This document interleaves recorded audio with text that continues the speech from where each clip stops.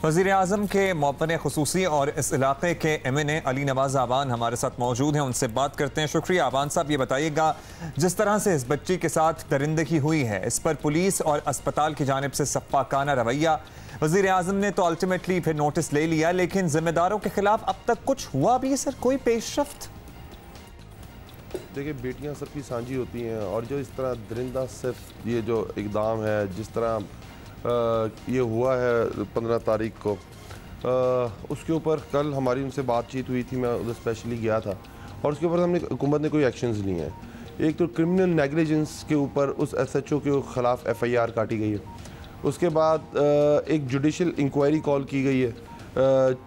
Chief commissioner Islamabad ने हुकूमत की इंस्ट्रक्शंस पे जुडिशल इंक्वायरी कॉल की है, जिसमें पोली क्लिनिक के जितने भी मैनेजमेंट के लोग हैं उसको शामिल किया गया उसके अंदर, और देखा जाएगा उसके अंदर कि पुलिस की क्या नेग्लिजेंस थी और पोली क्लिनिक क्या नेग्लिजेंस थी।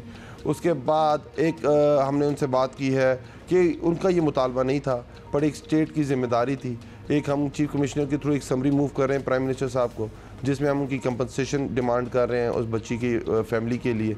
तो चीज़ें हुकूमत की तरफ से हो रही हैं और जहाँ भी कोई नेग्लिजेंस और जहाँ भी कोई लापरवाही का एलिमेंट नज़र आएगा, हुकूमत उस पर एक्शन लेगी, जिस तरह पहले भी लिया गया और जिस तरह कल भी लिया गया, और आइंदा भी आप देखेंगे इसके ऊपर प्रॉपर कोई भी लापरवाही होगी उसके ऊपर एक्शन होगा। खान साहब, इस्लामाबाद में एक मासूम बच्ची के साथ इतना जुल्म हो गया और इस्लामाबाद के इंचार्ज वज़ीर दाखिला एजाज शाह साहब कहीं नज़र नहीं आ रहे, क्या बहुत मसरूफ़ हैं वो कहीं? एजाज शाह साहब से उन्होंने इसके ऊपर बिल्कुल एक्शन लिया था, पूरी एडमिनिस्ट्रेशन इसको देख रही थी उनके साथ। देखें ना, इसके ये ज़रा इसको देखना पड़ेगा। ये इवेंट 5 दिन पे मुहित है।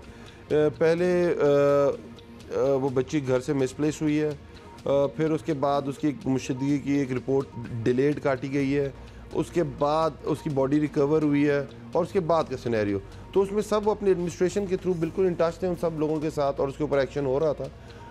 ये नहीं है कि अब वो नज़र आना उनका ज़रूरी था, उनकी एडमिनिस्ट्रेशन है, उनके टूल्स हैं जिसके थ्रू वो अपना काम कर। खान साहब, जब ज़ैनब का वाक़या हुआ था और इसके अलावा जब कहीं भी कोई इस तरह का जुर्म हुआ, तो इन वाक़यात के बाद तहरीक इंसाफ जब बरसर इक़्तिदार नहीं थी तो यही बात की जाती थी इनकी तरफ से कि वज़ीर-ए-आज़म कहाँ हैं, वज़ीर आला कहाँ हैं। वज़ीर-ए-आज़म बनने के बाद क्या बेहतर नहीं होता कि वज़ीर-ए-आज़म खुद भी बच्ची के घर चले जाते? जिसको डिफ्रेंशिएट कर लें कि पहले एडमिनिस्ट्रेशन जागती ही नहीं थी। आपके सामने मॉडल टाउन का वाक़या हुआ, 94 लोगों को गोलियां लग गई और पता ही नहीं था, FIR नहीं कट रही थी, माना ही नहीं जा रहा था, दहशतगर्द तस्वुर किया जा रहा था उनको। तो ये तो टोटली डिफरेंट सिनेरियो है। उसके ऊपर एडमिनिस्ट्रेशन भी काम कर रही है, पुलिस अपना काम कर रही है, जहाँ लापरवाही हो रही है स्टेट अपना रोल प्ले कर रही है, और जहाँ जहाँ ज़रूरत हो रही है उनको उन लोगों। अच्छा अवान साहब, फाइनली अब बात सिर्फ अपोजिशन के मुतालबे की तो नहीं है, ये एक इंसानी मसला है, फिर ऑब्वियसली एहतजाज जो है वो अलग। आपको क्या लगता है कब तक मुजरिमों को सज़ा दिलवा सकेंगे? नहीं, ऑलरेडी 3 मुश्तबा लोगों को गिरफ्तार किया जा चुका हुआ है। ये प्रोसेस ऐसा है कि इसमें DNA टेस्टिंग रिक्वायर्ड होती है, उसलिए जो नमूने वो भेज दिए गए हैं मेरे ख्याल में, और उसके जैसे रिजल्ट्स आएंगे और उसके बाद वो प्रोसेस स्टार्ट होगा और जल्द अज जल्द आपको नज़र आएगा कि उन लोगों को गिरफ्तार किया जाएगा और जो करार वाकई सज़ा है वो उन लोगों को इंशाअल्लाह ताला दिलवाई। शुक्रिया आपका आवान साहब। अली नवाज़ आवान हमारे साथ मौजूद थे।